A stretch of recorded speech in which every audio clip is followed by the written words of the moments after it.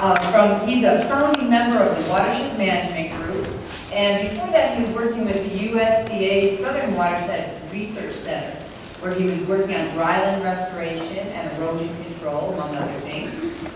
And then he'd be back and forth, we'll be getting also Janice Hughes, and she is a civil engineer and a planner with Pima County's Regional Flood Control, and she's spent 14 years in both the public and the private sector doing hydrologic and hydraulic engineering work. And so they will be doing a talk on flood mitigation, the effectiveness of neighborhood scale practice. So thank you. Thank you. Good morning. So this is pretty exciting, just kind of hot off the press or out of the modeling box, and so we're really excited to present these results. These are just kind of some brief highlights of a report that will be coming out in early May, and we hope to make it available through our website, maybe probably some other distribution channels. But we were fortunate enough to piggyback on a $500,000 study that Pima County Flood Control was doing to look at some flooding issues in the southern Tucson area, basically airport, wash to I-19. And so some of our partners, and then the city of Tucson was requesting that we kind of look at some alternatives of how can green infrastructure mitigate potential flooding issues in conjunction with this larger study.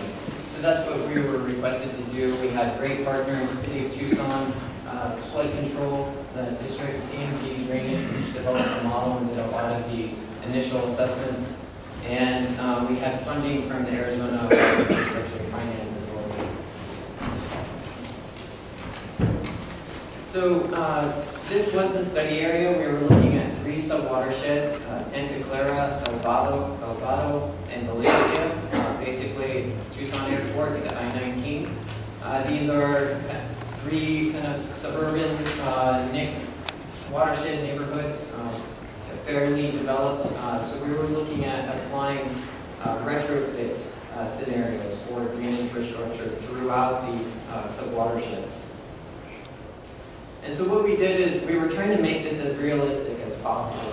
And so based on our experience as an organization of doing retrofits in and around the Tucson area at both residences, businesses, and also doing some street side work, we were taking kind of our lessons learned from that, and then also looking at some of the other policies that have been in effect and trying to make this a fairly realistic scenario. So we looked at 2 adoption scenarios of what could be feasible in 10 to 15 years for adopting and implementing in a retrofit analysis green infrastructure. So the 10%, basically we looked at residential parcels with the first cut. We did a random sample and selected 10% of the residential parcels, and we also upped that to selecting 25%. We looked at the available landscape area and basically said a third of that will be dedicated to water harvesting basins. So we looked at only passive systems. We did not include cisterns in our analysis. And so some examples of that. So on the left is the model representation of what we then sent to flood control, and Janice worked up. She'll be talking about those results shortly. And then on the right are just some basic conceptuals of what we were thinking when we did our model representation for developing that scenario. We also looked at street segments. So we applied the Green Streets Active Practice Guidelines that the City of Tucson now has adopted, and looked at how do we retain that stormwater in the streetscape to provide beneficial use. Just one thing I want to note on this model representation is the black line moving through this is the flow accumulation. So we looked at where is stormwater flowing, as I think Nick mentioned with the PAG tool, it's very critical, especially when you're setting up those scenarios, that we intercept those flow lines.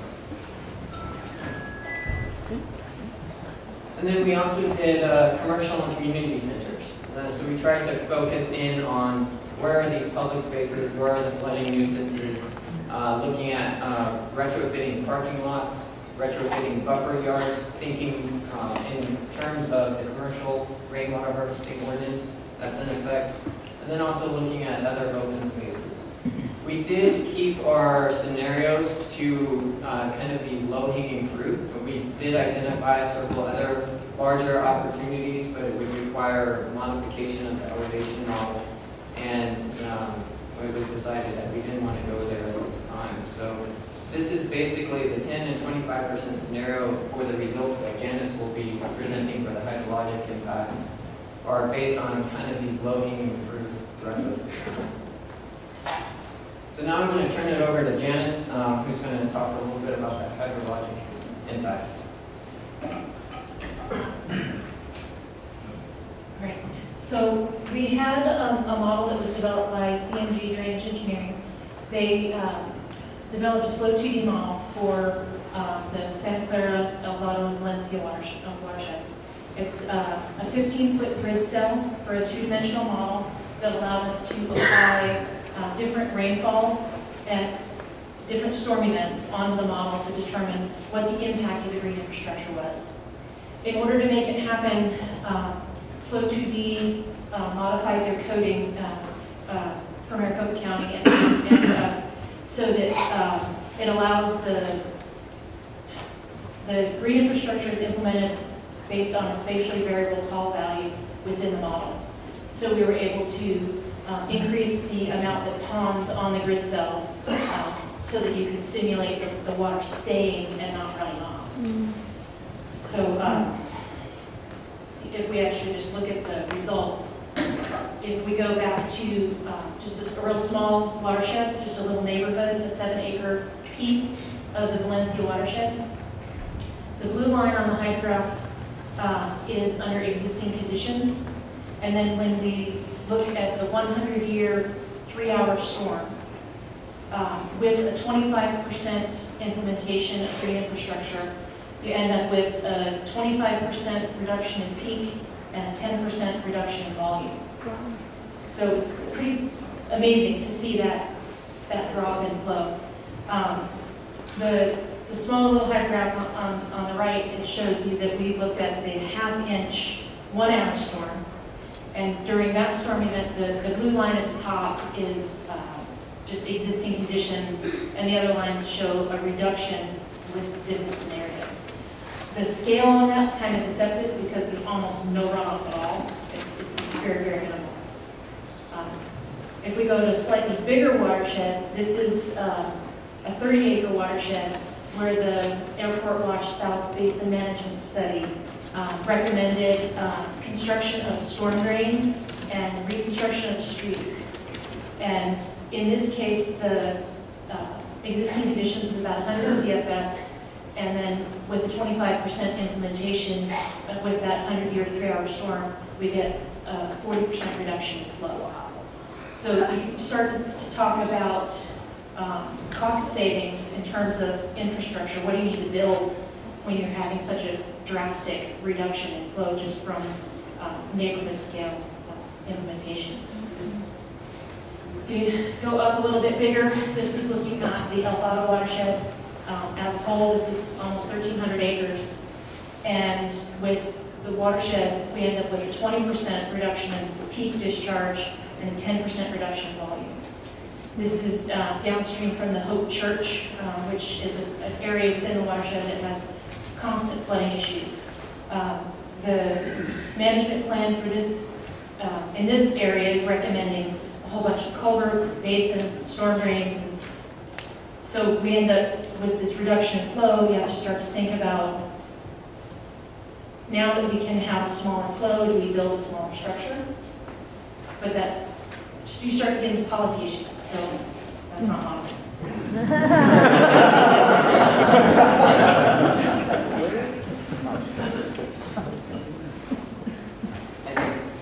My mic back on. So yes, policy implications, kind of the meat of where we're trying to go with this study. So this is pretty exciting because we've been doing, all of us collectively have been doing kind of site-based work for a long period of time. Pima County has really worked hard on revising developing the guidance manual, revising the detention retention. So we're getting at new development. We have the City of Tucson commercial rainwater harvesting ordinance that has been in effect for several years. You're starting to see the results around town, especially at gas stations and such. We have now the Clean Streets policy, which we will be soon seeing what the impacts of that are, how effective it is. So we're having these policies, but we're not understanding what is the larger community or larger watershed impact. And so this modeling result is really exciting because one, it shows us, yes, we can treat that first flush. And two is if we achieve a great enough adoption, we can start to mitigate the peak flow volumes. So I just kind of want to highlight everything we're doing right. It's pretty impressive, and all of this within just the last few years. In addition, we have the Tucson Water rainwater harvesting rebate that's available to residences and now to small commercial places. So I think all of this is kind of lending to increasing that adoption rate. And I feel that the 10%, even the 25%, is not that far out of hand. We're heading down that right direction. So what do we need to do then to be able to achieve these higher adoption rates? One is, in communication with some others, is we need to have neighborhood scale studies, basically, implementation of these practices at the neighborhood scale, but also basically in tandem with how do we measure, how do we derive what the actual impact is. We're modeling what the impacts are, but we don't know exactly is that reality or not. So that would be one is doing some neighborhood scale development. And then two is we need a dedicated long-term funding resource. We're doing all this very hodgepodge, just being opportunistic with these funds, working with some ordinances, working with some a little bit of rebate money, but we really need a targeted long-term effort that we can strategically say, these are priority areas, we're going to dedicate some funding there, and make a go at it. And so I'm proposing, actually Watershed Management Group and a few others have been in communications of how do we develop a green infrastructure fund. I don't like to call it a stormwater utility tax. Nobody likes taxes, nobody likes to think about it in that way, but if we can dedicate a green infrastructure fund that can then be made for strategic funding of not only the implementation, but also long-term maintenance. Because we know right now there is no maintenance fund. And then just some others, I mentioned that we should be assessing the hydrologic impacts, cost-benefit analysis of some larger infrastructure improvements. So thinking about, we identified a number of opportunities where we could modify the drainage ways, reconnect with floodplains.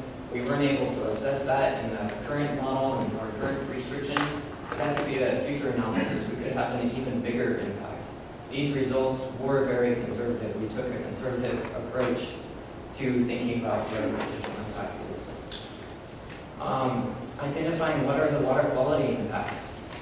It's a big unknown. We're making a lot of assumptions with that. That could be a huge driver for the future and tie it into our neighborhood scale demonstrations. And then assessing the potential funding scenarios. How much funding do we need to raise for doing a green infrastructure fund? How much do we need to assess per parcel, per zoning category? So we need to have a better understanding of what actually do we need as a community to drive this forward. And I think I'll leave it that there to hopefully get at some of your questions. This is just a few highlights. Kieran will be presenting a little bit later what this means from an economic standpoint with some really exciting results. I don't want to steal his thunder, but it's just a very exciting time. So I open it up for questions.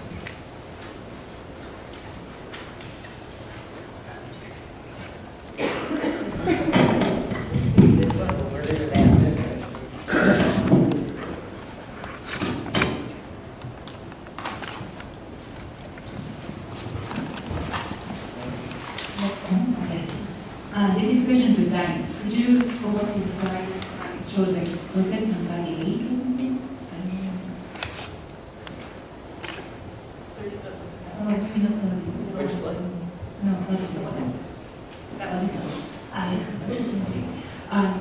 The question number 1 is water harvesting features are distributed kind of randomly in the sub-basins, or it's more kind of concentrated in a certain area? I'm sorry, could you repeat? Oh, the water harvesting features within sub-basin, those are kind of randomly and evenly distributed within sub-basin? Yes and no. The residential parcels were randomly selected, and so that had both on-site practices, basically rain gardens, and then also where feasible it had behind curb practices. The street segments and the community spaces were kind of clustered to try to get at other enhancements for pedestrian, bikeability, just helping with perhaps traffic calming. So we tried to think about if we were community decision makers, where would we want to try to prioritize these features? So those were clustered a little bit. In our report, we do have a section on how would you prioritize where to put features to then address downstream flooding. And so we'll have a little bit more information on that aspect. And that red line at cross section 38 towards the end, like goes up. So what, any idea why that goes up like that? That's Janice. You're talking about the modeling on the right small graph. That's the half-inch 1 hour storm, and I only ran it for 4 hours. So I don't know what's going to happen when I continue to run it. So no, I don't know why it's going up, but I want to run the model longer. That model run took 8 hours. The half-inch 1 hour storm running for 4 hours took 8 hours of computation time. So I just didn't get to that. Give an answer. The model, this model, the one on the left, the 100-year 3 hour storm, that's a 24-hour run that took 53 hours of computation time. Other questions? I'm going to go back here and then we'll come back to you. Good morning. Could you move forward? I had a slide about the regulatory, right there, Pima County regulatory. Wait, this slide? No, That one. one more. That should be the last. Maybe this one? Pima County regulatory requirements. Now that Chuck Nucleberry has left the building, and I want to preface this by saying that the LID and the GIA it sounds great, and Pima County had a riparian ordinance, and then they had the flood control detention retention, and it was hard sell to the development community. So I was just sort of curious. I mean, obviously there's some incentives to move forward and also show the cost benefit, but I'm just curious what you had in mind of shifting Pima County regulatory requirements. I would like to defer that question to others from Pima County and flood control. So in this scenario, we primarily just focus on retrofits. So we didn't want to deal with new development. There's already a lot of good efforts moving towards that. We wanted to see in built-out Tucson, what's our potential to having an impact. And if we can make that make sense from a benefit cost standpoint, then that new development is going to be a shoe-in. Because as soon as you go towards redevelopment or new development, costs are always much lower and your benefits can be much greater. So I will defer on some of that. Thank you. Okay, we have one more question here, and then we'll move on to the next speaker. Just real quick, with 1/3 of the parcels from the residential, how receptive were the landowners to those practices, and was there any incentive provided to them? So they do not know about this yet. Basically, this was a modeling exercise. We have been in communication with the neighborhood through the city board offices and being our liaison.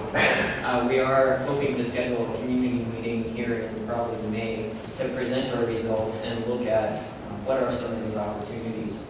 I would think that moving forward in the future, the residential sector would be well taken care of by the rainwater harvesting rebates. Maybe thinking about for those lower income neighborhoods, we need to try to get that rainwater rebate better utilized by that sector.